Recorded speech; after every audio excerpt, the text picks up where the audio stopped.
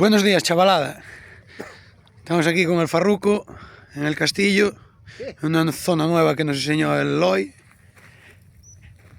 Y bueno, sitio bastante cómodo, la verdad, aunque pronto nos echará la marea.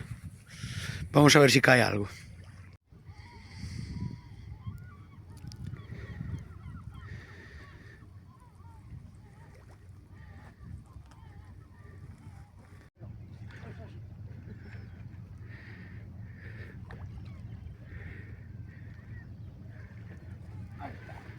Ese Trospi.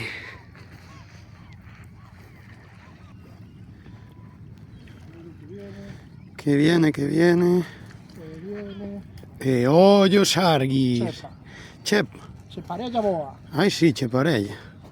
Sí, señor. Sí. Parece que Brunín trae un bo peixe.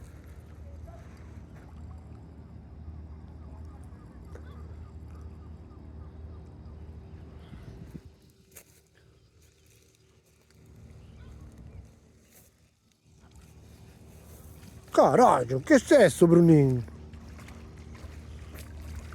Caralho, sargo bom.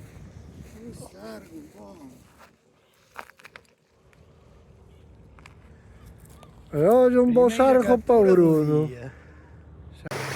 Nada más que picaron al principio, pero bueno, echamos la mañana tranquilamente. Un sarguito y una cheparella de Farruquito. Y bueno, aprovechando que hace un día bastante cojonudo, vamos a hacerlos a la parrilla, como podéis ver por aquí. Oh yes, delicioso. Bueno, chavales, hasta la próxima.